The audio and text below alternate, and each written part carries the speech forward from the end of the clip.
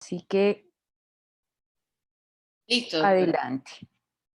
Bueno, entonces la sesión pasada quedamos aquí en las queratitis por microsporidium. Entonces, los microsporidios son un grupo de parásitos intracelulares obligados que van a estar clasificados dentro de los géneros Encephalitum, los noso, las vita, las forma, los pleitos y las triparocorchas y las ancilias.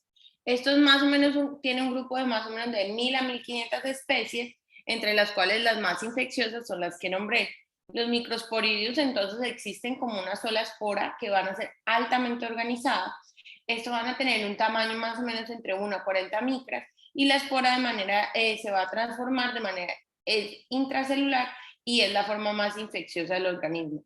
Esta se va a transmitir entonces a través del aire o el agua por esporas altamente infecciosas que van a utilizar un filamento integrado para perforar y adherirse a la pared de la célula objetivo.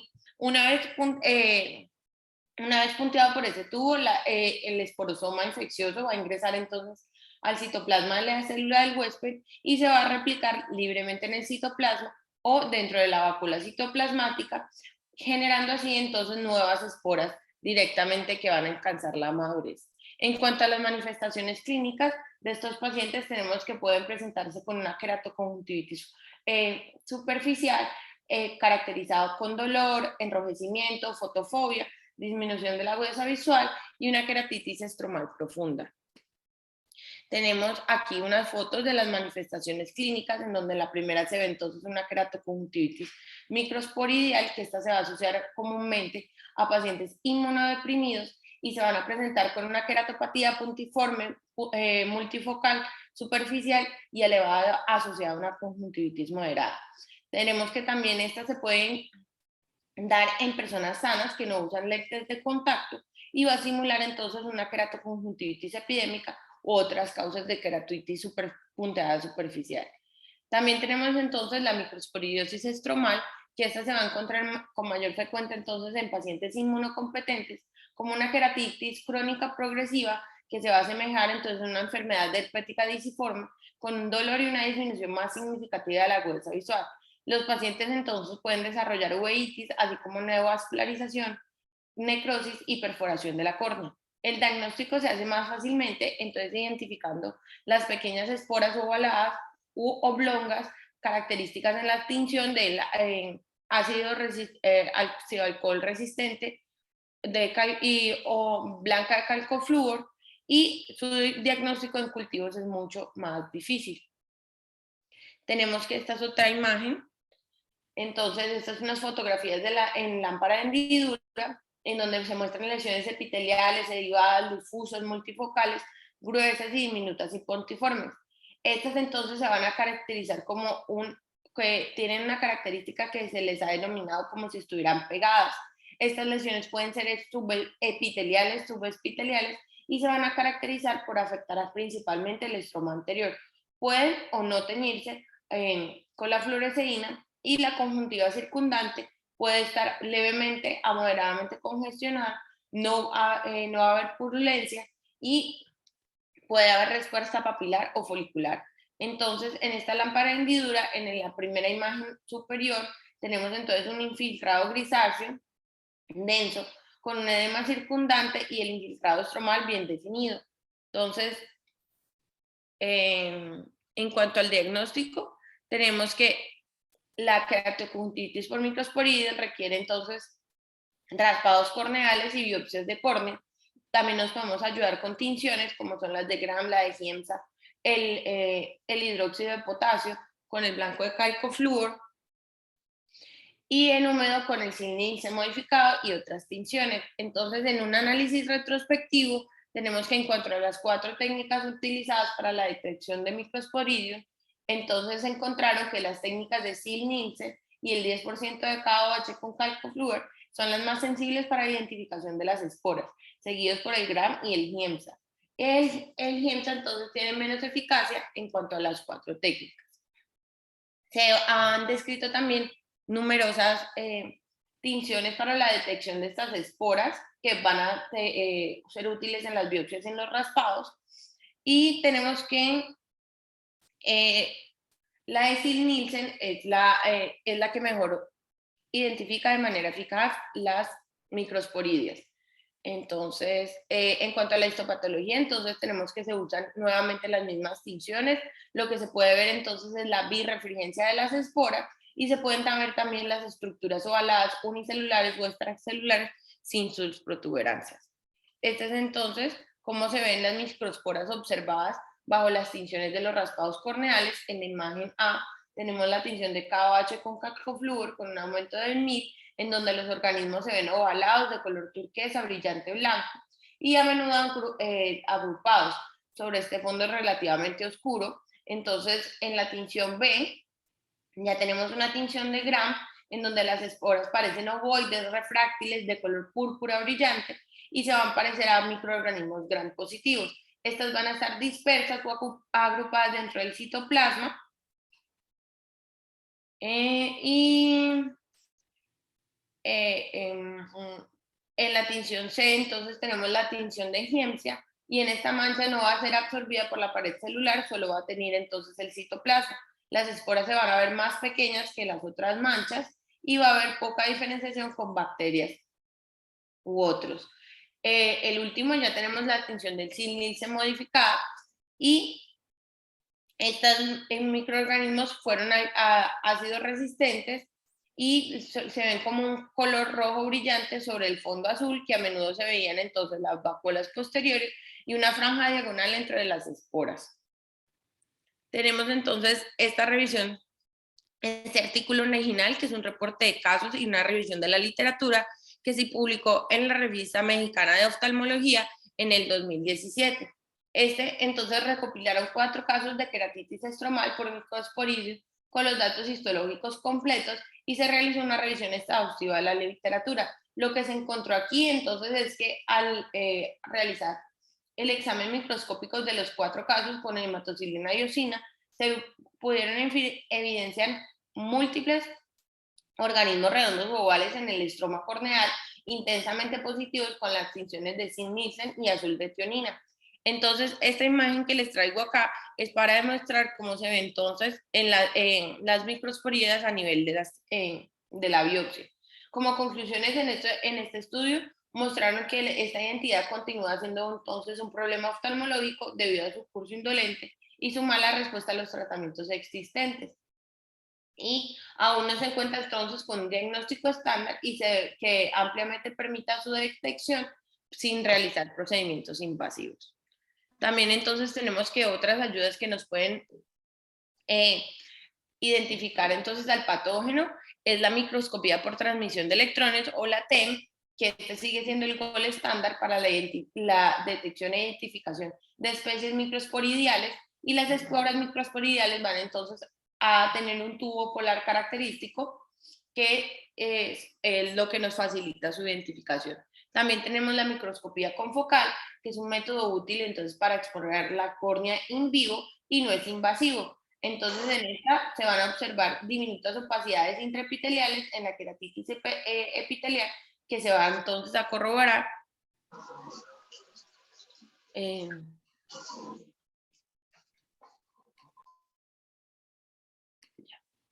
que entonces se va a corroborar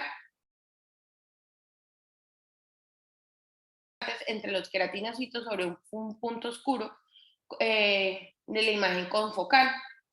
También tenemos entonces por último lo que es la PCR, que los va a identificar el ARN del 16S paramicrosobiano de las diferentes especies, como son la E. helium, la Carneliculis y las intestinales, que pueden estar presentes en muestras oculares de los pacientes con queratitis microsporidial.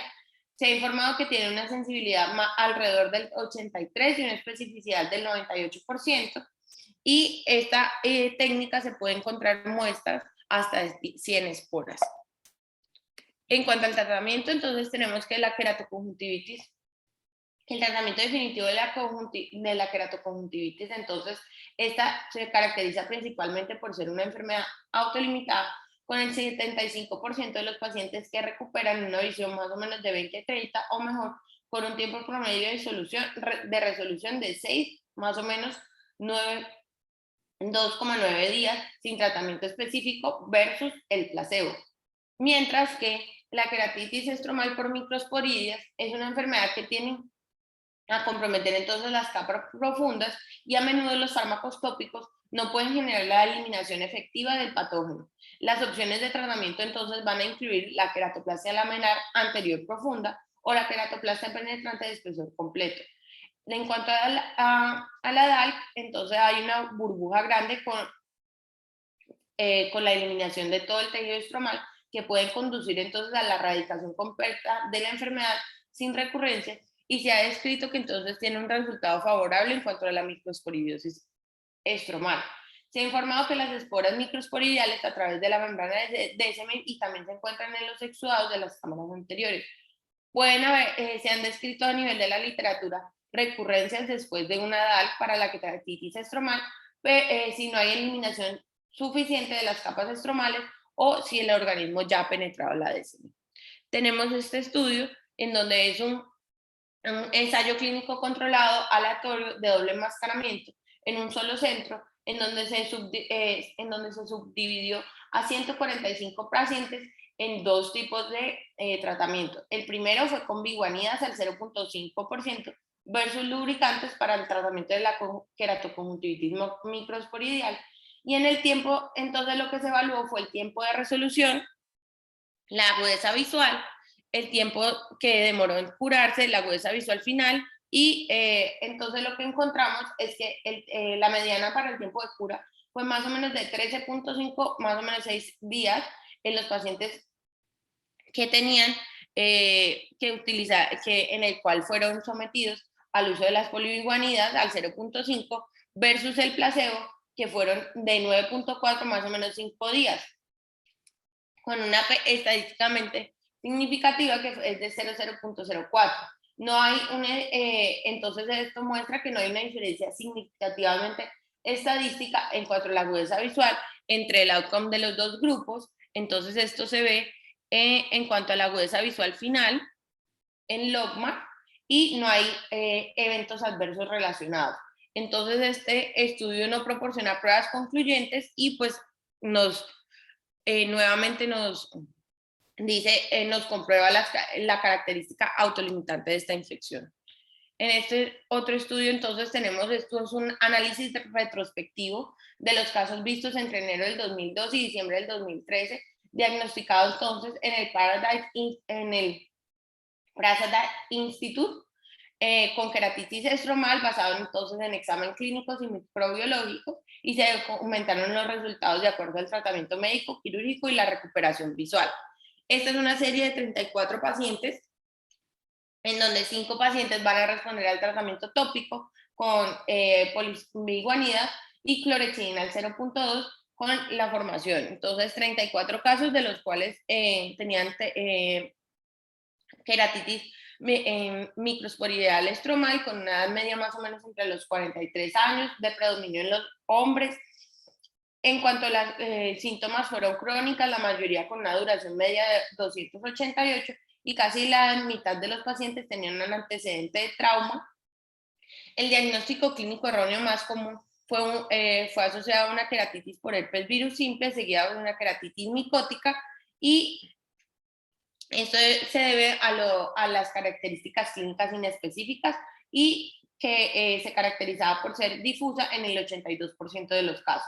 Los organismos que se detectaron entonces a la evaluación microbiológica de los raspados corneales fue positivo en el 47% de los casos, y una detección histopatológica con una tasa de positividad del 92.3% de los casos.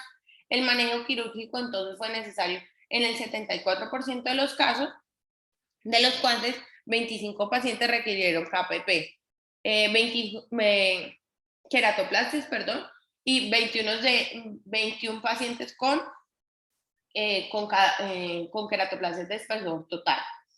Entonces, 5 de estos 25 injertos estuvieron claros al final de un año. El único caso de recurrencia entonces se observó en un paciente que se utilizó la técnica del DAL, y este estudio entonces concluye que la excisión quirúrgica es la mejor opción de tratamiento para la queratitis estromal por microsporidia, y que el régimen de tratamiento a la queratoplastia debe incluir entonces el uso de corticosteroides tópicos, así como procedimientos. Entonces, acá en la figura 2 lo que les muestro entonces es el examen a nivel de la lámpara de hendidura, que muestra un infiltrado de espesor completo que va entonces a generar edema estromal y endoexudados, y esta entonces en la imagen B ya se muestra la histopatología de la sección del botón corneal en el paciente, mostrando entonces las esporas por microsporidia en una tinción de hematoxilina y eosina. Tenemos entonces la queratitis por oncocercosis, que es la segunda causa principal de ceguera por infección en el mundo. Se va a estimar que entonces alrededor entre 18 y 37 millones de personas van a estar afectadas, con hasta 1 a 2 millones, 2 millones de personas con discapacidad visual y 270,000 personas que van a entonces estar completamente ciegas. Ay. Por favor, apaguen micrófonos.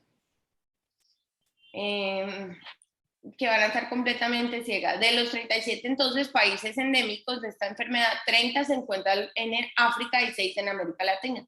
Sin embargo, entonces cabe señalar que los esfuerzos sobre la salud pública, como las alianzas, van a involucrar entonces el Centro Carter, que estuvo investigando en América Latina. Alrededor del 2011 se identificó entonces que el ciclo de transmisión se había roto oficialmente en los países de Colombia, Ecuador, México y Guatemala. Y en estos países, especialmente México y Guatemala, son los más nuevos que han declarado entonces una transmisión por oncocercosis, que se han detenido la transmisión por oncocercosis y fueron sometidos a periodos de vigilancia por tratamientos por parte de la OMS. Entonces, esta filaria de la Oncocera volvulus va a ser transmitida entonces por la picadura de la mosca negra, y una vez maduro entonces el gusano va a liberar las microfilarias que se van a diseminar por vía hematógena al ojo y estructuras anexiales que van a generar entonces la invasión del estroma corneal desde el limbo. Estas microfilarias entonces van a traer una inflamación mínima, y a medida que migran hacia el centro de la córnea van a generar entonces opacidades confluentes que conducen en última instancia entonces a la queratitis esclerosante con un panus fibrovascular y una reducción marcada de la agudeza visual. Esta enfermedad puede estar agravada por una exposición simbiótica a bacterias inflamatorias de la Escherichia wombatia. Entonces, este es el estudio que les traía para mostrar, en el cual se demostró la eliminación completa de la oncocercariasis en Colombia. Fue publicada en el Journal de Parasites and Vectors en el 2018. Entonces muestra que en cuanto con el Programa Nacional de Eliminación de la Onicocercosis, establecido en el 93 con el objetivo de eliminar la morbilidad y la transmisión de las infecciones, la OMS en el 2013 ya verificó a Colombia como un país libre, convirtiéndose entonces en el primer país en el mundo en alcanzar el objetivo. Se realiza entonces 12 años de administración masiva de ivermectina cada 6 meses en todos los residentes elegibles que viven en la área endémica, y esto se realizó en los años de 1996. Se administró de manera semestral a la comunidad y se complementó con la educación para la salud y la participación comunitaria. Entre los años de 1998 y 2007 se llevaron a cabo entonces encuestas parasitológicas, serológicas y endogómicas entomológicas en la profundidad para entonces evaluar el impacto del tratamiento con ivermectina de acuerdo con las directrices de la OMS del 2001. Cuando entonces se demostró la interrupción del parásito, se cesó la distribución del fármaco y se inició un periodo de vigilancia de 3 años que fue comprendido entre los años del 2008 hasta el 2010. En cuanto a los resultados, tenemos que en este estudio mostraron que después de 23 rondas de tratamiento, las evaluaciones parasitológicas y oftalmológicas, había una ausencia entonces de las microfilarias en piel y en la cámara anterior. Las pruebas serológicas ya no había, entonces había una falta de anticuerpos de Oncocera volvulus en los niños menores de 10 años, y se encontraron entonces un total de 10.500 moscas analizadas por PCR que ya no tenían procedentes de infección durante el 2007, esto indicando entonces la interrupción total del parásito. Sin embargo, se realizaron entonces tratamientos bianuales hasta el 2007 y continuaron entonces en este periodo post-observación en el cual se analizaron 13.481 moscas en donde tampoco se encontraron ser infecciosas, entonces esto nos da una tasa de inefectividad de 0%, y como conclusiones los autores entonces describieron que estos resultados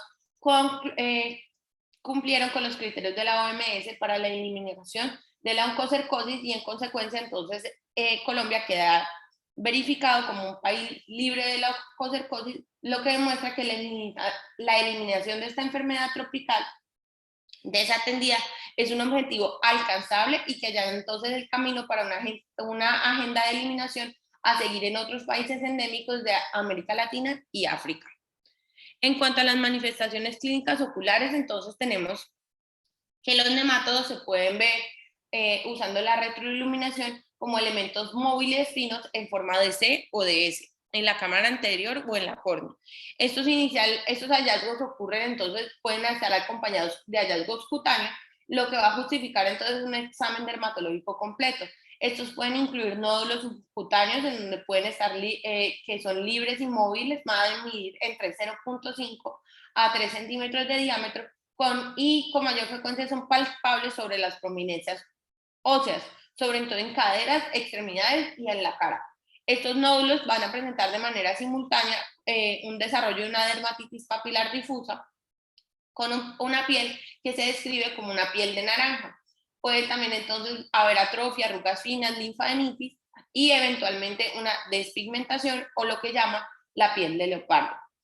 Inicialmente entonces esta enfermedad puede afectar el párpado y la conjuntiva, dando entonces lugar a estos nódulos palpebrales, una conjuntivitis crónica, la quemosis, las lesiones queratoconjuntivales del tipo flictenular y después por invasión directa las microfilarias entonces van a infectar la córnea y la esclerótica. En cuanto a las características entonces oculares, podemos ver que estos pacientes pueden presentarse con conjuntivitis recurrente, queratitis, incluida la punteada y las opacidades corneales periféricas en copo de nieve y esclerosante. También puede estar presente la fotofobia, la pérdida visual progresiva en cuanto a la cicatrización de la córnea, y en el segmento posterior pueden entonces haber atrofias del nervio óptico coreo-retiniana, y estas microfilarias muertas entonces van a generar una reacción corneal focal que va entonces a imitar a la queratitis adenoviral. El daño entonces también y la curación corneal dan como resultado esta cicatrización que va a comenzar en áreas limbares en la fisura interpalpebral y puede conducir entonces a la ceguera corneal. Además de esto, entonces, tenemos que se pueden generar otras manifestaciones como una uveitis anterior grave con la formación de sinequias, cataratas, glaucoma secundario, atrofia del epitelio pigmentario de la retina, que se va a asociar entonces con cicatrices corneoretinianas y fibrosis subretinal. En cuanto al diagnóstico, entonces, este se va a confirmar mediante entonces la observación directa de las microfilarias en la córnea o en la cámara anterior, y también se pueden utilizar otras ayudas como son el raspado cutáneo. Esta prueba es muy específica, pero no es sensible, y se utiliza para aquellos pacientes con menor carga de gusano, de estos gusanos al principio de su infección. Es más valioso alrededor de 18 meses después de la infección, cuando esta microsporidea sea abundante y lo suficientemente maduros para ser detectados. La serología, como es el ELISA en la lágrima, también puede utilizarse para determinar la exposición con una alta sensibilidad y especificidad, usando técnicas entonces como es el ELISA y el Western Blot para detectar de manera cuantitativa los anticuerpos que van a estar contra los antígenos de esta patología. Y otros análisis que también se pueden utilizar son la medición de los niveles de la subclase de la IgG4 para el diagnóstico. También está la PCR, la ecografía de los nódulos, la biopsia esclerocorneal, que nos ayudan entonces a identificar esto, y los métodos más anticuados incluyen el uso de la prueba de Mazzotti, en la cual se administra dietilcarbamazepina a las personas que están infectadas, lo que va a generar entonces una reacción sistémica que va a incluir entre erupciones cutáneas, fiebre, dolores corporales generalizados, otitis y una posible anafilaxia. Entonces, cuando se presentan entonces estos hallazgos, es muy sugestiva de la oncocercosis, y las filarias muertas entonces a veces se pueden encontrar en sangre u orina. Sin embargo, debido a la gravedad de las reacciones presentadas con esta prueba, ya no se utiliza. Entonces, tenemos en cuanto al tratamiento estándar de la oncocercosis, entonces se va a utilizar la ivermectina. Este es un antiparasitario de amplio espectro y se va a administrar entonces en una sola dosis de 150 microgramos por kilo en dosis única, que se va a ver entonces repetida cada 6 a 12 meses durante el curso más o menos de 10 años. La ivermectina va a generar una disminución de la carga de las microfilarias al parasitilizar entonces estas microfilarias durante un periodo de 6 meses. Sin embargo, esta no va a tener ningún efecto sobre los nematodos adultos. Cuando se administra esta dosis, se ha encontrado que va a mitigar entonces el desarrollo de la atrofia óptica cuando el tratamiento se inicia temprano en el curso de la enfermedad. Y además se ha demostrado que la ivermectina va a reducir el campo visual de pérdida asociada con la oncocercosis años después del tratamiento, y así como la gravedad de la queratitis. Sin embargo, en las lesiones corneoretinales y queratitis más avanzadas y en el glaucoma secundario no se van a tratar con ivermectina. Las complicaciones agudas que resultan las complicaciones agudas que resultan de la infección pueden tratarse entonces de manera sintomática y con esteroides tópicos o como medicamentos cicloplégicos en los casos de la iridociclitis. En cuanto a los ensayos en cuanto a la coinfección por las bacterias Wombuch, entonces también se ha descrito el uso de la doxiciclina durante un periodo de 6 semanas por esta coinfección. Esto muestra entonces que cuando se utiliza en conjunto hay una disminución de las cargas de las microfilarias adultas y esto va a generar una disminución del número de nematodos huésped que van a estar presentes de la Wombakia. Y esto además va a generar como una disminución del grosor corneal posterior al tratamiento y la turbidez en los modelos animales reportados. También se tiene entonces que se ha sugerido que hay cepas recientes de los nematodos filariales similares a la Oncocerca burbulus que van a ser resistentes a la ivermectina. Por lo tanto, se están probando otros tratamientos con diferentes niveles de éxito, como son tratamientos con rifampicina y acitromicina, pero aún se necesitan más estudios para investigar sobre estas terapias alternativas para la oncocercosis. Tenemos que en cuanto al tratamiento quirúrgico, las intervenciones quirúrgicas deben entonces dirigirse a la etiología subyacente de la pérdida de la visión. Entonces, entonces la presencia de cataratas, se puede terminar en realizar una técnica de FACO para quitar entonces los tratamientos filtrantes como son la trabeculectomía, para entonces los glaucomas secundarios. En cuanto a las patologías, se pueden tratarse entonces con queratoplastas penetrantes, y las lesiones corneoretinianas pueden tratarse mediante vitrectomías o fotocoagulación láser, según lo que esté indicado en el momento. Ya pasamos entonces a la queratitis por leishmaniasis, y esta entonces se va a transmitir por la picadura de su vector, la mosca de arena. Esta es endémica en los países de Asia, el Oriente Medio, África del Norte, el Mediterráneo y América del Sur y América Central. Se ha reportado más o menos 12 millones de personas infectadas por este parásito del género de la Leishmania, y algunas de las manifestaciones están imperceptibles a los signos de la enfermedad, mientras que otras mueren por sus efectos. Se ha descrito que hay una coinfección por VIH que puede conducir entonces a un estado grave de la enfermedad de la leishmaniasis, que a menudo resulta ser mortal. Se encuentra más o menos reportada en 89 países en todo el mundo y ocurren entre 1.5 y 2 millones de casos nuevos anualmente. Y se han reportado entre 20.000 a 30.000 disfunciones. En los humanos, la leishmaniasis cutánea y la mucocutánea tienen una incidencia de 2 millones de casos por por año. Y la leishmaniasis visceral es la forma más mortal que causa alrededor de 60.000 muertes anuales. Esto tenemos que hay dos tipos, entonces la cutánea y la visceral, y van a ser entonces transmitidas, van a ser conocidas entonces por la enfermedad del sueño africano y la enfermedad de Chagas. La enfermedad del sueño africana va a producirse por el Trypanosoma brucei y la enfermedad del Chagas por el Trypanosoma cruzi. Y este va a generar entonces, estas dos van a generar diferentes tipos como la queratitis y la conjuntivitis, y la enfermedad de Chagas también puede generar un edema palpebral periocular secundario al depósito de los parásitos en conjuntiva. Estas son entonces las manifestaciones clínicas. En cuanto a los corneales, las manifestaciones es la queratitis, que van entonces a variar según la forma que se presente. Entonces la leishmaniasis cutánea, la mucocutánea, y la visceral. El curso natural entonces se va a caracterizar entonces por una queratitis ulcerosa por leishmania, y fue identificado la primera vez en 1922 en Irán. Durante este periodo se registraron más o menos 18 casos de leishmania por el doctor Chams, quien informó entonces la afectación corneal, que va a seguir un curso que va a ser dividido en 3 etapas. La primera fase, y la fase inicial y la primera semana, entonces va el paciente a consultar por fotofobia, lagrimeo, prurito acompañado de una lesión flictenular y una úlcera corneal.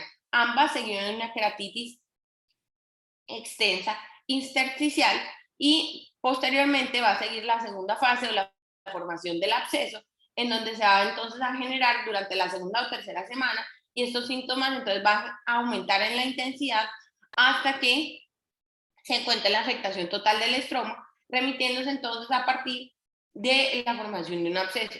Posteriormente ya se da la ruptura y la resolución del absceso en la tercera y última fase, que se da entre la tercera y la cuarta semana, y hacia la cámara anterior, entonces generando hipopio. En esta figura, entonces les traigo a mostrar la queratitis leishmanial, en donde se muestra entonces en la figura A cómo se ve en el primer mes, después a los 3 meses, después siguiendo en cuanto al infiltrado estromal e intracameral en los tratamientos con anfotericina B, cómo se presenta entonces la mejoría de estos pacientes. En cuanto al diagnóstico, tenemos que entonces se pueden realizar biopsias, cultivos, PCR y la serología, y como una de las pruebas características de la enfermedad es la prueba cutánea de Montenegro o la leishmania, que se utiliza en América del Sur. Entonces esta prueba va a consistir en la inyección intradérmica de protomastigotes muertos, y es positivo en un 82 a 89% de los casos con leishmaniasis cutánea localizada, y la prueba se va a leer entonces como una PPD en las 48 a 72 horas después de la inyección intradérmica, y la induración debe ser mayor a 5 milímetros para ser positiva. Esta prueba lo único es que no nos va a distinguir entre una infección activa o una infección resuelta. En cuanto al tratamiento, tenemos que el tratamiento sistémico antileishmanial entonces va a determinarse por una elección de agentes que va a depender entonces de los factores específicos del paciente y los patrones de resistencia. Lo que principalmente se ha descrito es el uso de anfotericina intraestromal, la pentamidina, la suramidina, mientras que el Trypanosoma cruzi va a responder entonces al bencidazol y al nitrofurox. También se han descrito otros manejos como el antimonio pentavalente, que es el estivogluconato de sodio, y el antimoniato de meglumina. Seguimos entonces, ya para finalizar, entonces la queratitis por la tripanosomiasis, y esta es causada entonces por el género de los triparosomas. Estos protozoas van a estar transmitidos entonces por la mosca tsetse, que va a ser endémica en 36 países en África subsahariana, de la distribución que están acordes a la distribución de esta mosca. 57 millones de personas con distintos niveles de riesgo pueden estar presentes, pueden estar con infección, y durante la investigación en sangre, la mosca de tsetse va a ser infectada, va a inyectar entonces los tripomastigotes en el tejido de la piel del huésped. Estos posteriormente van a migrar hacia los ganglios linfáticos del hígado y el vaso y van a ser su afectación principal. Posteriormente se van a diseminar por vía hematógena al nivel del sistema nervioso central, lo que va a generar los déficits neurológicos característicos como son la somnolencia. En cuanto a las manifestaciones clínicas oftalmológicas, tenemos que estos pacientes pueden presentar una ulceración corneal franca o una infiltración corneal progresiva y la neovascularización que va entonces a conducir a una queratitis intersticial. También entonces la enfermedad de Chagas por el Trypanosoma cruzi puede por inoculación directa producir una conjuntivitis o una infección periocular sin queratitis que van a responder a los tratamientos que les voy a mencionar más adelante. En cuanto al diagnóstico del manejo, tenemos que el diagnóstico se puede realizar mediante la prueba de CAT, en donde se va a hacer la aglutinación de los tripanosomas, pruebas rápidas de flujo lateral que van a detectar entonces anticuerpos, las pruebas de anticuerpos con inmunofluorescencia indirecta como son el ELISA y los frotis del tejido. En cuanto al tratamiento, se ha descrito que se debe utilizar el fexnidazol en dosis bajas, en dosis basadas al peso, una vez al día durante 10 días, y la suramina de 4 a 5 miligramos por kilo endovenoso el primer día como dosis de prueba que se va a administrar bajo vigilancia médica, seguida de 5 inyecciones de 20 miligramos por kilo con máximos de 1 gramo semanalmente. Entonces ahora vamos a empezar con las queratitis virales. Entonces tenemos en cuanto a la queratitis por herpes virus simple, es una enfermedad, la enfermedad herpética ocular es la causa infecciosa de ceguera corneal más frecuente en países desarrollados. Hasta el 60% de las úlceras corneales en dichos países pueden deberse al virus del herpes simple, estimándose que 10 millones de personas en todo el mundo sufren de enfermedad herpética ocular. El herpes del virus simple es un virus del DNA de doble cadena con una cápside cuboidal, hace parte de la familia de los herpes virus humanos y tiene 2 subtipos. El herpes virus simple del tipo 1 y del tipo 2, que pueden residir en casi todos los ganglios nerviosos. En cuanto al tipo 1, se va a caracterizar por causar infecciones por encima de la cintura, sobre todo en lo que es la cara, los labios, los ojos, y mientras que el tipo 2 va a producir entonces una infección venérea adquirida, que puede ser el herpes genital. Rara vez el herpes virus tipo 2 puede transmitirse al ojo a través de secreciones infectadas, bien por vía sexual o durante el parto, que es donde se genera entonces la conjuntivitis neonatal. La transmisión entonces del herpes virus simple se va a ver facilitada por malas condiciones de higiene y el hacinamiento. Tenemos en cuanto a la epidemiología, es muy importante datar que en Estados Unidos aproximadamente el 50% de la población va a presentar niveles séricos de anticuerpos versus para el virus del herpes simple tipo 1 a los 30 años de edad, mientras que al menos el 90% de los casos van a estar de los pacientes van a tener una infección positiva a los 60. Este se adquiere principalmente en la adolescencia y en la infancia y van a tener entonces una incidencia de enfermedad ocular de 6.8 a 31 por cada 10.000 personas al año. En cuanto a la encuesta nacional del examen de la salud y la nutrición, que se evaluó en el 2015 al 2016, la prevalencia del herpes virus simple de tipo 1 se encontró entonces en una prevalencia de 47.8% y del tipo 2 del 11.9%. Estados Unidos es aproximadamente de 150 por cada 100.000 personas, con un estimado de 20.000 casos nuevos al año y 48.000 episodios nuevos al año. Aproximadamente en el 0.5% de la población de los Estados Unidos tiene antecedentes de infecciones oculares externas por el herpes del virus simple y 25% entonces de estos pacientes va a desarrollar entonces una queratitis estromal. Tenemos entonces, en cuanto a la patogénesis de esta enfermedad, hay 2 etapas. La prima infección, que suele ser secundaria a la propagación del herpes virus simple a través del contacto directo con lesiones o secreciones infectadas como la lágrima, la saliva, con las membranas de las mucosas del huésped. El 92% de estos sujetos infectados por el herpes virus simple van a estar asintomáticos pero van a tener presentes entonces el ADN en las lágrimas. Y el 74% de estos sujetos van a estar entonces y con unas IgGs positivas para el herpes virus simple de tipo 1, lo que va a indicar que los individuos seronegativos aún pueden albergar y transmitir. Las mayorías entonces de estas primoinfecciones van a ser subclínicas o solo van a generar febrícula, malestar y síntomas respiratorios altos, y y están descritas las blefaritis y la conjuntivitis folicular, pero pueden ser leves y autolimitadas. Tenemos que entonces la segunda parte es la infección recurrente, que tras la primoinfección entonces el virus se va a dirigir al ganglio sensitivo de ese dermatoma, por ejemplo en el ganglio de trigémino, en donde se va a establecer entonces una infección latente.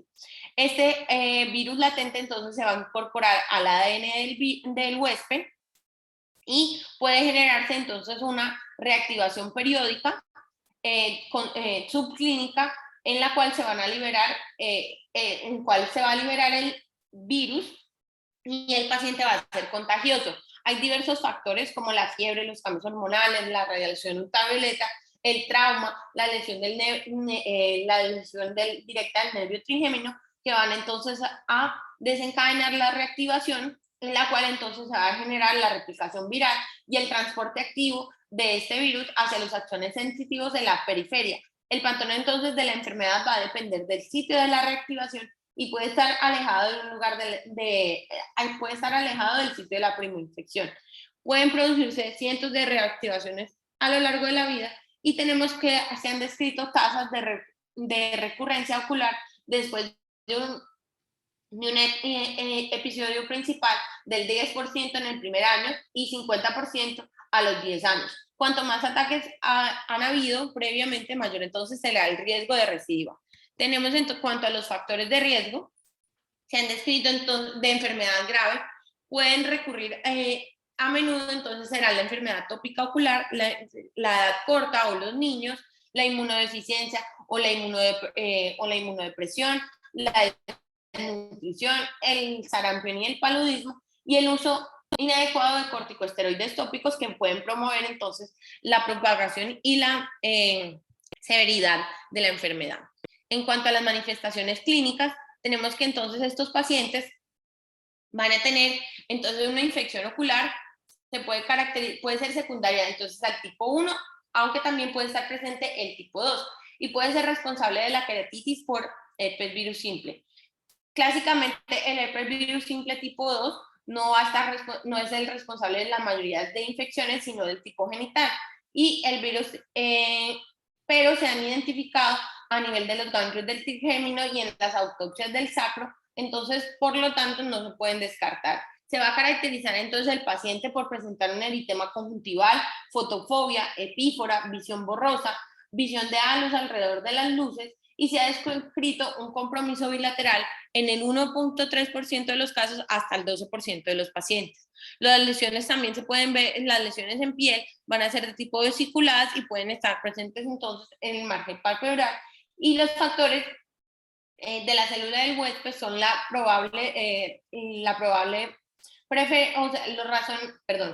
factores de la célula del huésped van a ser la razón por la cual el virus del tipo 1 va a tener entonces la predilección por el área facial. Tenemos entonces los hallazgos clínicos en cuanto a la queratitis epitelial, que es el subtipo más común de la queratitis por herpes virus simple.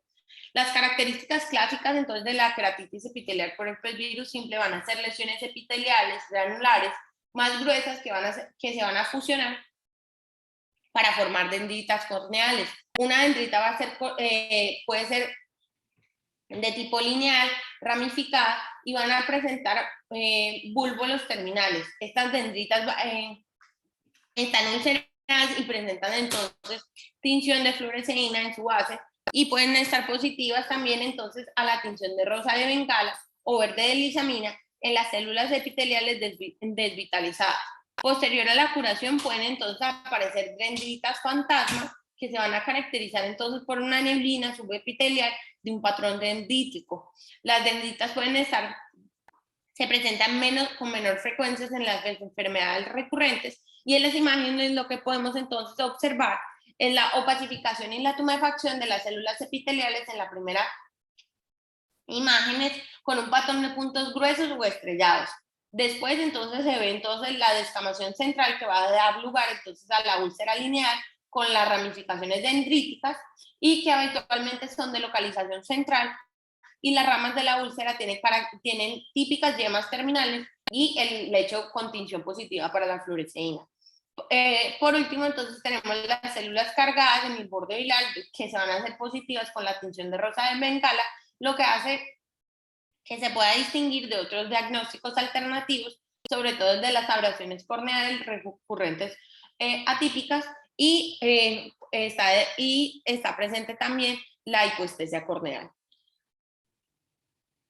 Otras características de la queratitis epitelial por herpes virus simple y van a incluir entonces lesiones, úlceras geográficas más grandes o úlceras periféricas.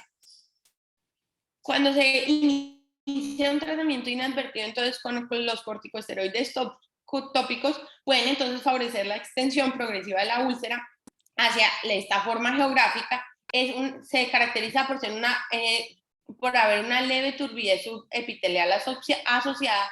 Puede haber actividad en cámara anterior, aunque normalmente es leve, puede acompañarse entonces de una conjuntivitis folicular, que también pueden deberse a los antivirales tópicos. Pueden coexistir lesiones vesiculares en los párpados con ulceraciones a nivel epitelial, y no es raro que se genere un aumento de la presión intraocular. Tras la curación, entonces, pueden quedar erupciones punteadas e irregulares a nivel del epitelio, y pues, que desaparecen de manera espontánea y no deben confundirse con una infección activa persistente.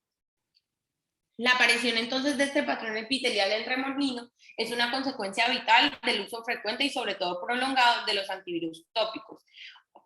Está descrito también la leve turbidez epitelial, que es la que vemos en la última imagen, que puede persistir varias semanas tras la curación del epitelio, y en ciertos casos puede producirse una cicatrización leve que tiende a ser más visible en las recidivas y puede terminar afectando significativamente la agudeza visual de los pacientes.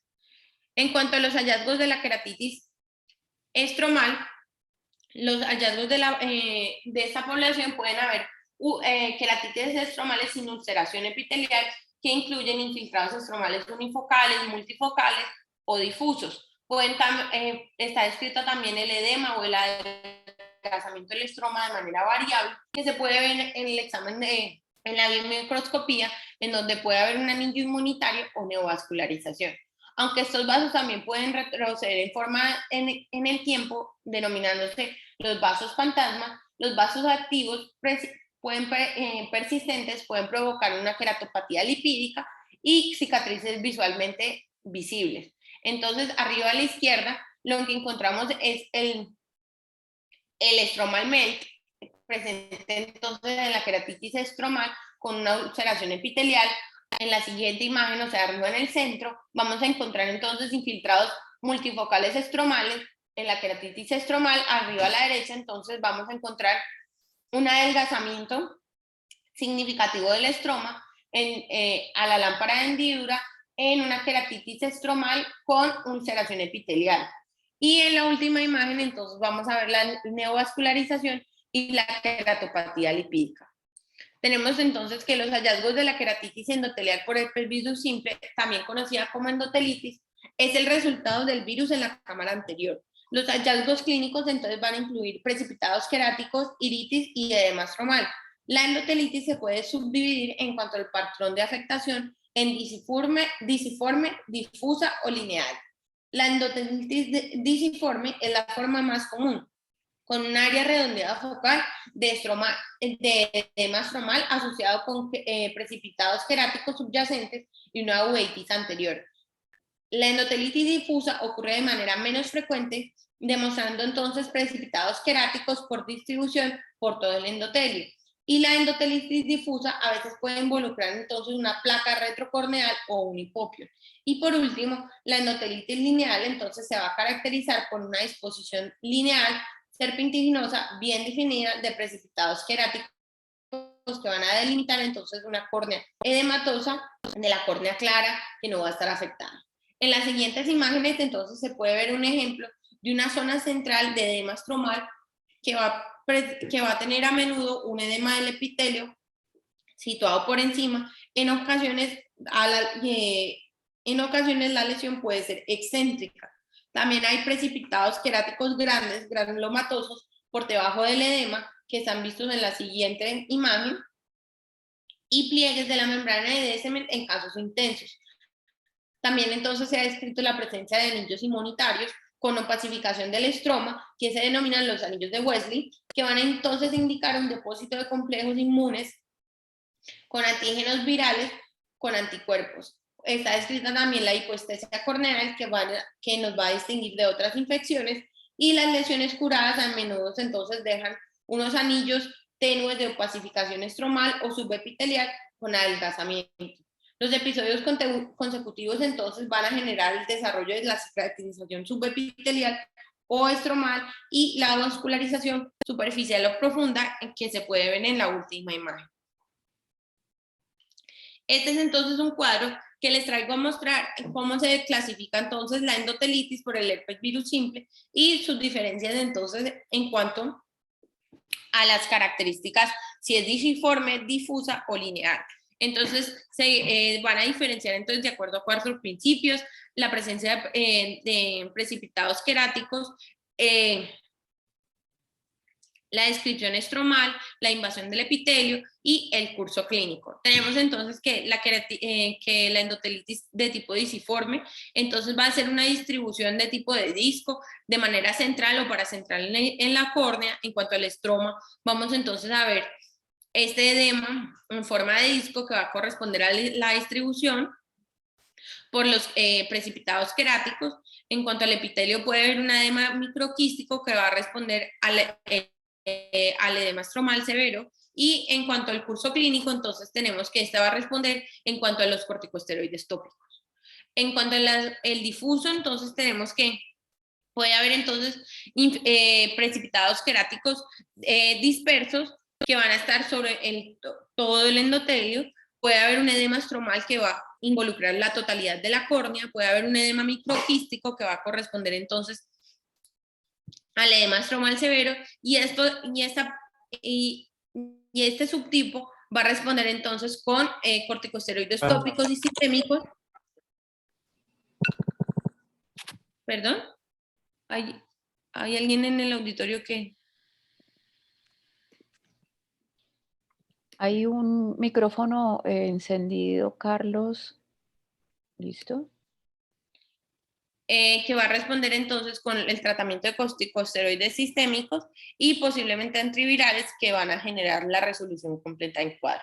Y en cuanto a la última, la lineal, entonces hay que infiltrados, los precipitados queráticos, entonces van a ser de manera lineal, que van entonces a progresar desde el limbo hacia la parte central, que pueden ser sectoriales o circunferenciales. También entonces puede estar, edema estromal puede estar presente de manera periférica a la línea de los precipitados queráticos, que se va a extender hacia el limbo. Puede haber un edema microquístico que entonces va a responder, que va a ser causa del edema estromal severo, y esta ya va a requerir de un tratamiento agresivo con corticosteroides tópicos y antirretrovirales sistémicos, debido a que esta es la causa más común de descompensación corneal.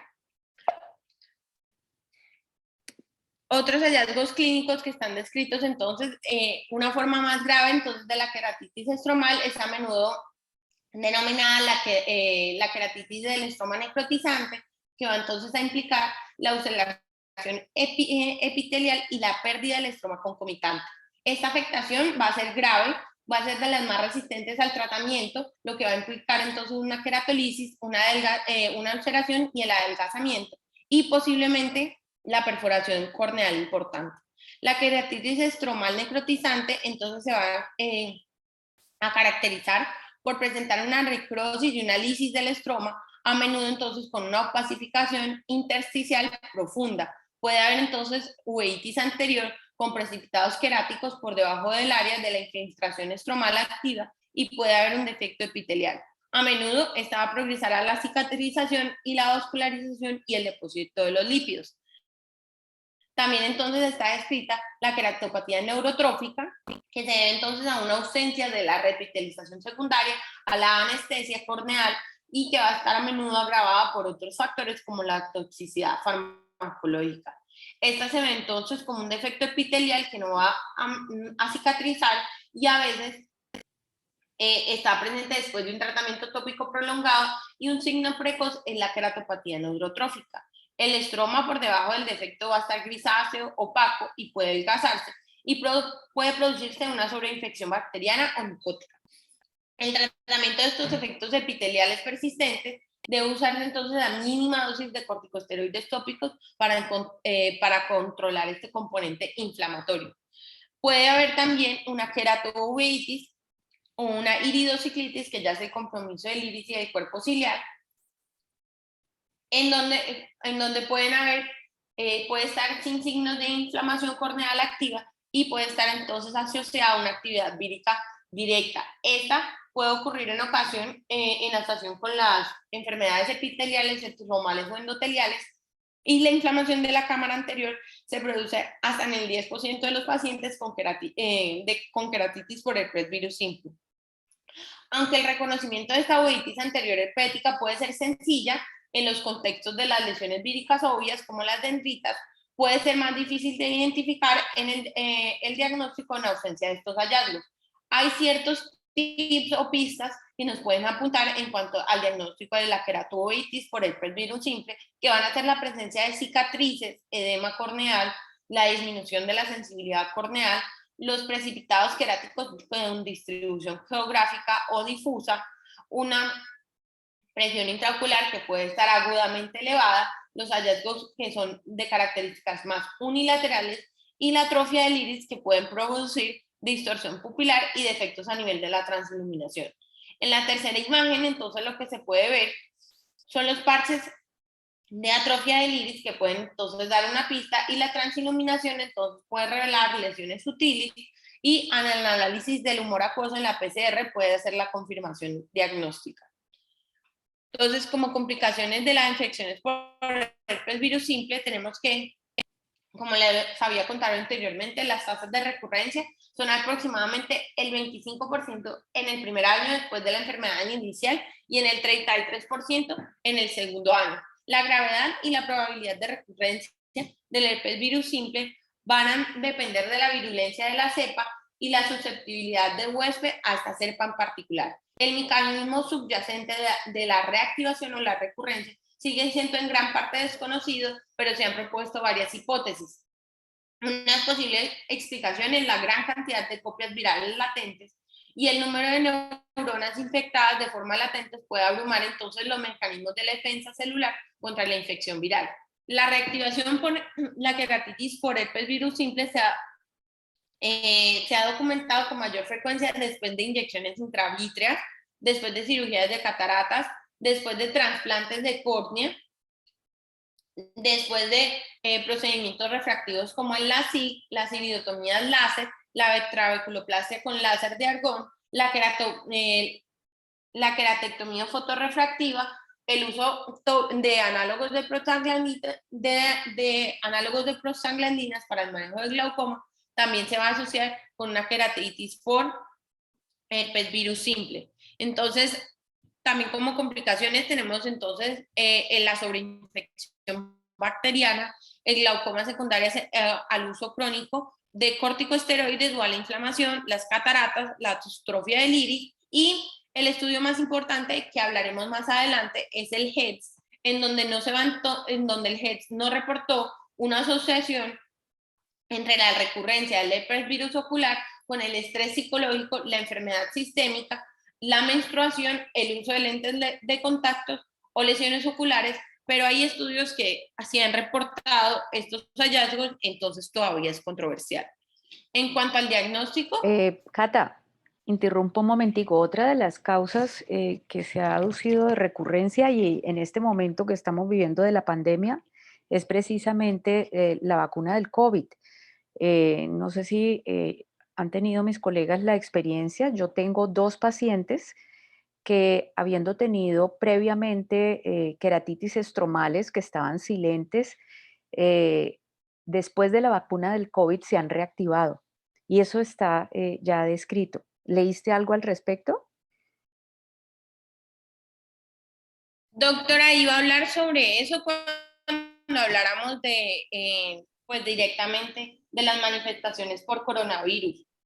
Ok, pero simplemente ahora que estás hablando de las recurrencias y demás y de los factores que podrían interferir o intervenir en ello, es precisamente una de esas, la Sí, vacuna, como se genera una activación del sistema inmune, está descrito correcto. entonces que después de la vacunación pues, por COVID, principalmente las que son las que tienen alta carga de microorganismos, entonces generan es precisamente un aumento de la respuesta inmune y pueden generar la reactivación de la enfermedad que principalmente se ha descrito, pues que también se ha descrito en otros, o sea, en lesiones en piel, pero también se han descrito manifestaciones oculares. Así es. Ok, sí, yo tengo dos pacientes, una que tenía una queratitis estromal y a las 2 semanas de vacunada recayó. Y tengo un paciente que había tenido zóster de presentación torácica y cervical y también recayó después de la vacunación. O sea, lo que se dice, pues en los artículos que he leído con respecto a la vacuna y herpes, es que en estos pacientes, que obviamente sí se deben vacunar contra el COVID, es darles un tratamiento profiláctico antes de recibir la vacuna y sostenerlo durante unos meses, eh, pues para evitar estas reactivaciones, ¿no? Un tratamiento profiláctico sistémico con aciclovir o alaciclovir. Ok, Continuamos, doctora. continúa así. Entonces, en cuanto al diagnóstico, el diagnóstico precoz de la queratitis por herpes virus simple va entonces a permitir el inicio inmediato del tratamiento y reducir entonces la replicación viral y acelerar la curación. Además, el tratamiento inadecuado puede entonces agravar la inflamación de la córnea y puede producir resultados visualmente debilitantes. El diagnóstico de la queratitis por herpes virus simple es principalmente clínico, con las características clínicas que se describieron anteriormente.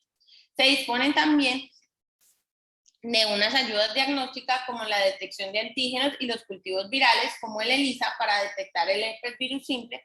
Sin embargo, la sensibilidad de estas técnicas es inferior a la PCR. Tenemos que el ELISA tiene una sensibilidad de 49.2% con una especificidad de 82.6% y la PCR en replicación activa, como la queratitis epitelial, tiene una sensibilidad de 55.8% con una especificidad del 99%. También entonces tenemos que la PCR viral entonces va a tener de ventajas unos resultados rápidos con una mayor sensibilidad comparados con los otros métodos y cuando se compara la PCR versus el cultivo viral, esta va a tener va a detectar entre un 29 hasta un 76% más de casos.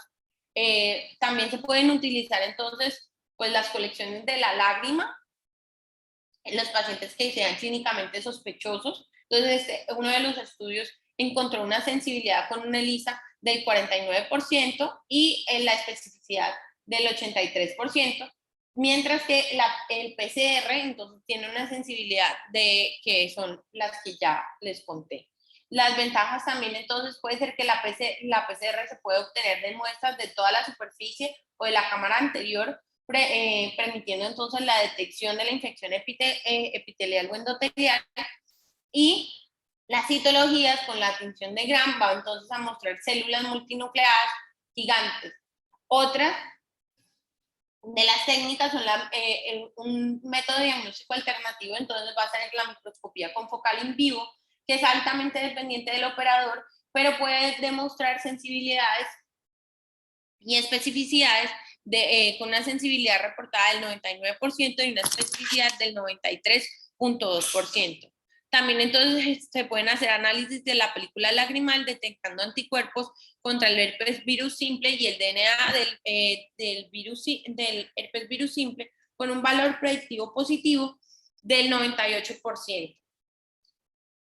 En cuanto al manejo médico, entonces, bueno, entonces tenemos que aquí, entonces es un cuadro esquemático que fue publicado en el Journal de Córnea el año pasado, en noviembre, en donde se van a relacionar las manifestaciones clínicas, entonces, cómo se clasifican, si es epitelial, estromal con o sin ulceración, o endoteliales, los términos histológicos que se pueden evidenciar, y ya entonces la terapia antirretroviral que vamos a utilizar. Entonces la primera se va a hacer terapia antiviral, cuando hay compromiso estromal ya se debe adicionar entonces los corticosteroides tópicos, cuando hay compromiso estromal con ulceración también la terapia antiviral entonces ya se va a hacer en dosis totales o de tratamiento, mientras que en la estromal se pueden utilizar dosis profilácticas, y la endotelial se va a utilizar entonces lo mismo que el estroma que la queratitis estromal con ulceración, que es la terapia antiviral a dosis tope con corticosteroides tópicos. Vamos a tener que entonces que los antirretrovirales pueden ser sistémicos o tópicos, con la misma eficacia de entre las opciones orales u oftálmicas, pero en general es recomendable evitar o minimizar los riesgos de corticosteroides en los casos de la queratitis epitelial. El tratamiento entonces de esta infección va entonces consistir principalmente por análogos de los nucleócidos purínicos o pirimidínicos que se van a unir entonces al DNA viral y van a generar la terminación de cadena, lo que evita entonces la replicación viral. Entonces, tenemos en este esquema que se pueden utilizar los 3 medicamentos que nombro, el aciclovir, el valaciclovir y el famciclovir. Puede ser el aciclovir va a estar en dosis descritas, principalmente entonces en la queratitis epiteliales de 400 miligramos 2 veces al día durante 7 a 10 días. En la queratitis estromales entonces ya se va a poder aumentar la dosis hasta dosis de 800 miligramos de 3 a 5 veces en el día, y se van a generar prolongaciones del tratamiento de hasta 14 a 21 días. En las queratitis estromales, endoteliales, puede verse hasta 400 miligramos 5 veces al día o de entre 400 y 800, y en las queratitis ulcerativas entonces ya está descritas dosis de 400, 800, 5 veces al día. El valganciclovir. Cata, perdón, ¿tú estás describiendo este tratamiento de antirretrovirales orales para queratitis epitelial? Tanto para el epitelial, la estromal, como la queratitis, sí, la endotelial, la epitelial y la estromal. Sí, pero precisamente me llama la atención porque en las queratitis epiteliales nosotros nunca usamos antirretrovirales orales. La verdad es que no lo he hecho durante todos estos años de ejercicio. No sé si ustedes, y aquí quiero como para que descanses un poquito también, conocer la opinión de mis otros colegas con respecto al tratamiento de antivirales orales en queratitis epitelial. La verdad es tan efectivo tópicamente que no se usa de manera sistémica. Sí, Entonces realmente me llama la atención sí, lo que estás describiendo, y esto es una publicación reciente de este año. Adelante, Gerson. Sí, no, exactamente lo mismo. La respuesta al epitelial es muy buena con los tratamientos tópicos. Solo he tenido casos, en este momento estoy manejando una paciente que tiene una manifestación epitelial recurrente hace más de 2 años, y cada 2 meses se le reactiva. Y comenzó con mm, eh, ¿cómo se llaman? Unas recurrencias muy frecuentes. La mandé para Infecto. Infecto le inició tratamiento durante 1 año, dosis profilácticas, completó el tratamiento sin recurrencias. suspendió pues ya el año de tratamiento y ella continúa con recurrencias así casi bimensuales, trimestrales y Y toca no se, nuevamente en no se ha sí, estromalizado, solamente hace recurrencias epiteliales. sí, y erosiones recurrentes.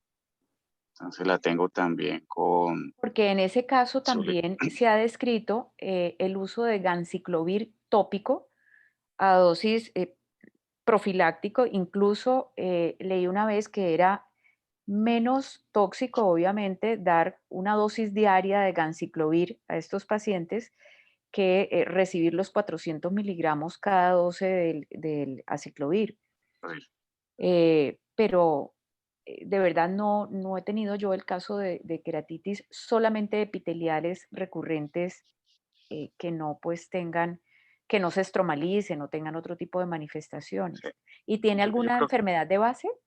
no, ninguna. Es una persona muy sana, una mujer de 50 años Ajá, y tiene esas recurrencias, ¿no? O sea, Dios le hizo todo el estudio completamente sana, pero es recurrente. O sea, cada 2 meses se para, yo le voy quitando las cosas, sí. la tengo con aciclovir tópico y el Virgan y mejora, voy disminuyéndole gradualmente, está muy bien 2 meses y vuelve a aparecer las dendritas.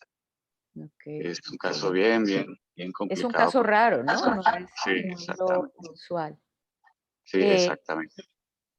Pero en y general, todos los casos más dentro de los protocolos que siempre hemos revisado, siempre, digamos que la única indicación de aciclovir oral es cuando son o estromales o cuando hay estromales UVI. recurrentes o cuando Exactamente. hay exactamente compromiso más profundo. Por eso me Sí, llama la entonces, atención y quería como generar aquí un poquito de controversia. eh, Diego, Marín, Moreno, los otros asistentes que Totalmente de tenían ustedes. acuerdo. La epitelial funciona también con medicamento tópico que normalmente no utiliza uno sistémico en epitelial. Correcto. Bueno, entonces lo que estás describiendo aquí lo aplicamos, pues obviamente para otro tipo de manifestaciones, principalmente como decías ahorita, Gerson, las estromales recurrentes, no a la primera. Y eso pues ahorita también lo podemos discutir, las endotelitis y cuando hay uveitis, etcétera. Pero me llamaba entonces la atención esto, Cata, de describir este tratamiento para las epiteliales, porque de verdad la respuesta es tan buena a los antivirales tópicos, pues que no me parece que tenga sentido un tratamiento sistémico. Ya, Doc, igual les traía para mostrarles este artículo, que es la Ajá, clasificación, es las manifestaciones oculares que fue publicada en el 2019 en el Current Opinion del Ophthalmology, en donde también entonces nos van a mostrar las dosis terapéuticas de los antirretrovirales que sí se usan tanto orales como tópicos. Lo que se ha demostrado es que hay veces tienen, o sea, menores efectos adversos en la superficie ocular y por eso se utilizan entonces estos manejos orales, o sea, sin importar. Ya se debe también entonces considerar entonces el debridamiento epitelial en estos casos y ya cuando las queratitis son estromales, sí solamente se utilizan los orales, pero sí se ha descrito en varios artículos su uso de los orales. ok. Sí, no es algo que hagamos. Y mira, 400 miligramos 3 a 5 veces al día por 7 a 10 días. Aquí en Estados Unidos todavía no está disponible aciclovir ungüento o hasta hace, eh, lo último que revisé, no estaba disponible y por eso los antivirales que ellos tienen, antes de que llegara eh, em, el Virgan, pues que es ¿cuál es el compuesto del el ganciclovir? Perdón. Antes de eso, los antivirales tópicos eran supremamente tóxicos, entonces podría considerarse en ese caso lo que estamos mencionando de terapia vía oral. Pero listo, me llama la atención esto, vamos a revisarlo. Listo, sigue entonces, Listo. Entonces, continúa. perdón.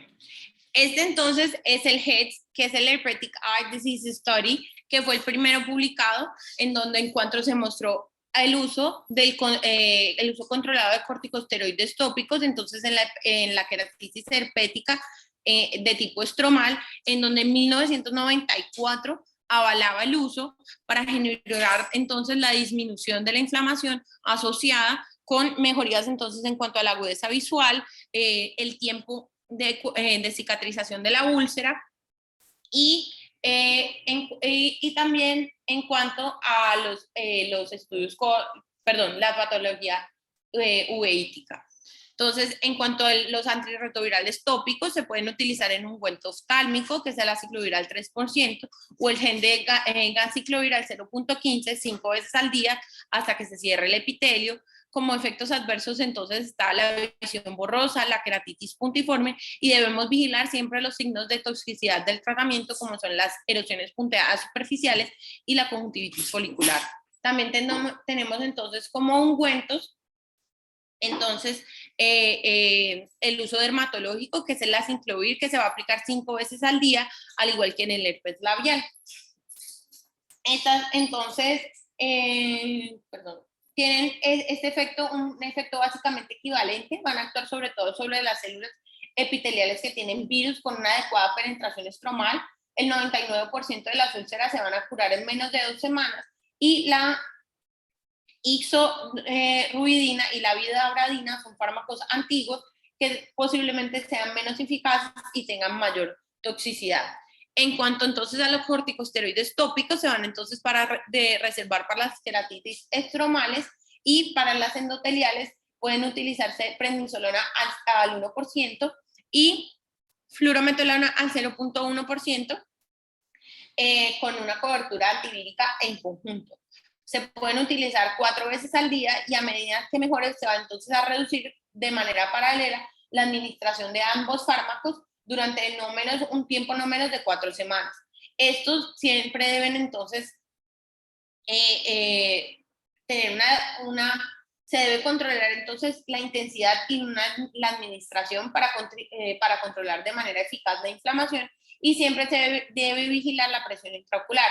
Puede administrarse cicloplégicos si se presentan entonces molestias, y algunos autores han recomendado también el uso de profilaxis con antibióticos tópicos. Posteriormente, entonces, lo que se puede hacer es un escalonamiento con una prednisolona al 0.5% una vez al día, y que esa va a ser entonces una dosis suficiente y segura para entonces para la cobertura antivírica.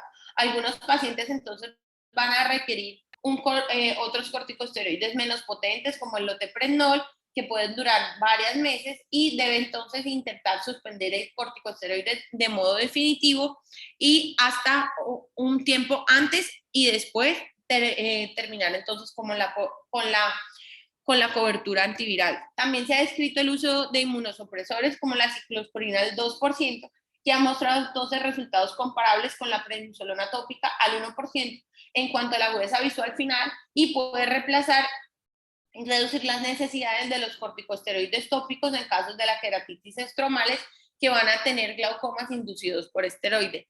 Esta era la tablita entonces que les conté sobre este estudio de los investigadores Valerio y Lin, en donde nos muestra entonces que en la queratitis estromal se utiliza la prednisolona al 1%, 4 veces al día, y con la terapia antirretroviral como el aciclovir, el valciclovir o el famciclovir 2 veces al día, o 500 o 250 una vez al día.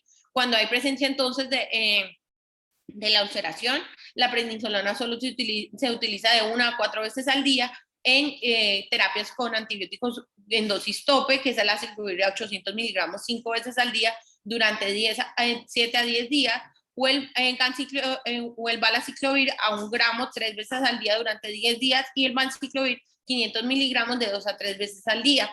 Y en la endotelitis se va entonces a utilizar el mismo tratamiento descrito anteriormente. Tenemos entonces que en cuanto al manejo quirúrgico, se ha descrito que el desbridamiento es efectivo en los casos que son resistentes, y se debe considerar el uso en conjunto con el tratamiento antirretroviral, ya que por sí solo es insuficiente para la queratitis epitelial. También se ha descrito entonces las queratoplastias. En cuanto a la queratoplastia total, de espesor total, está indicada cuando la cicatrización debido a la queratitis estromal va a limitar entonces significativamente el eje visual, y tiene una tasa de éxito con el trasplante de córnea del 40% a los 5 años debido a las recurrencias de la enfermedad y al manejo inmunosupresor que es prolongado en estos pacientes. También se ha descrito el DALC. Se han descrito beneficios del DALC sobre el trasplante de espesor total si no hay afección de la ADSM ni de la cámara anterior.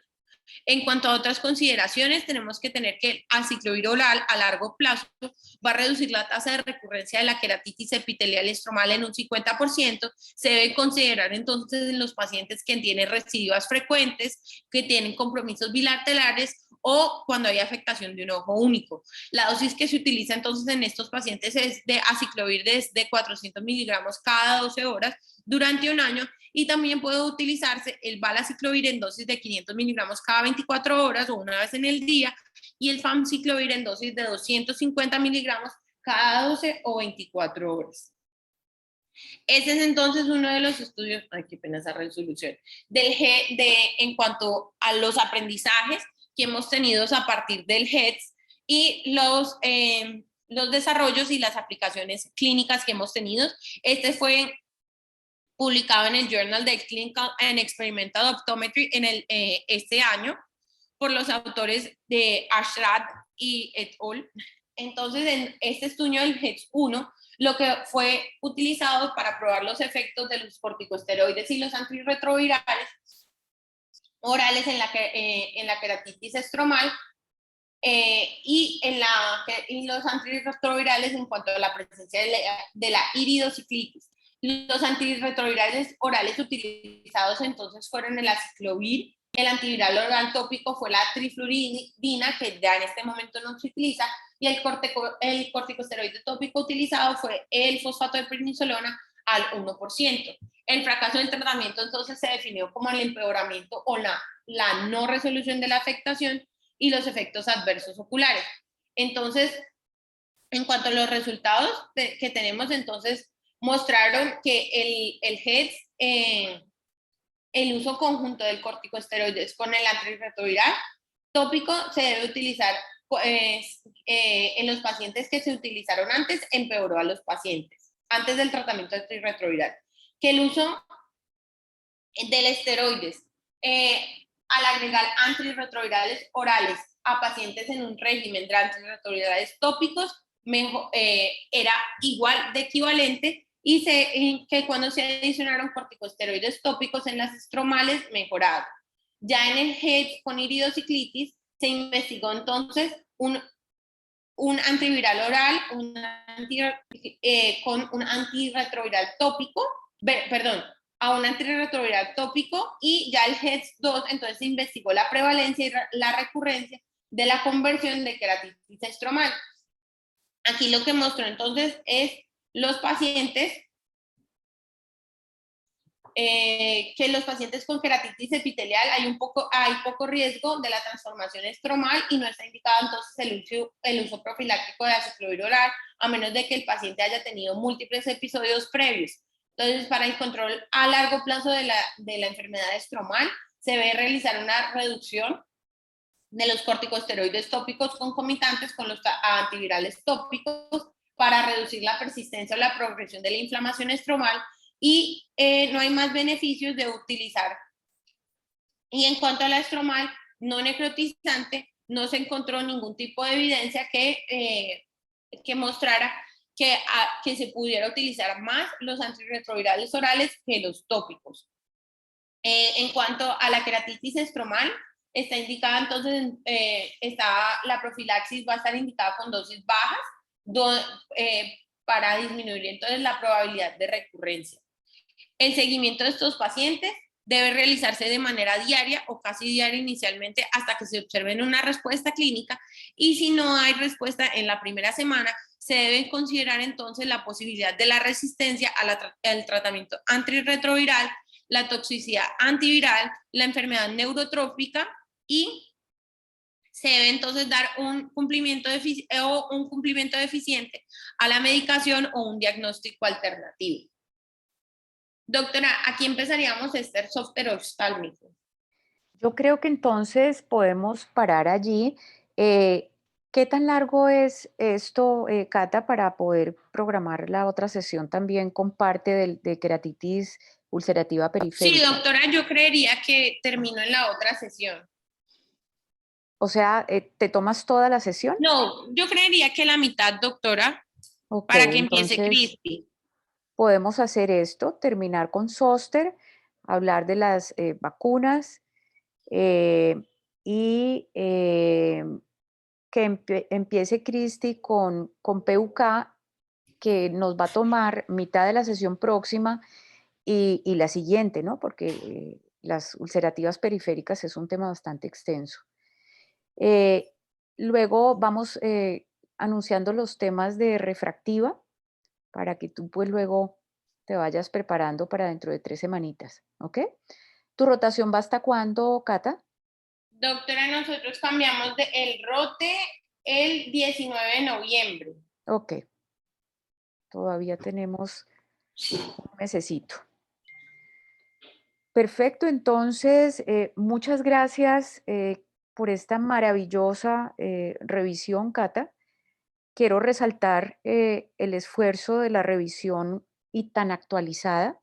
Bueno, eh, además la revisión de aquellas queratitis parasitarias tan raras, porque la verdad las microsporidiales y las otras que mencionaste pues son bastante poco frecuentes, así que valioso para todos la revisión del tema.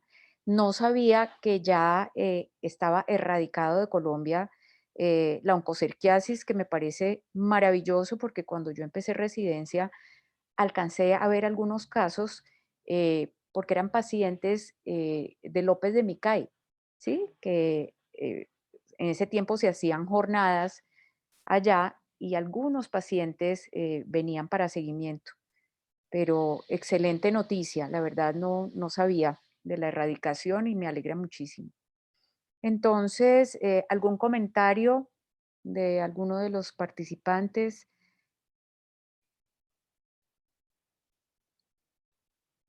Bueno, entonces terminamos acá. Gracias de nuevo, que tengan un resto de día muy bueno y nos vemos la semana.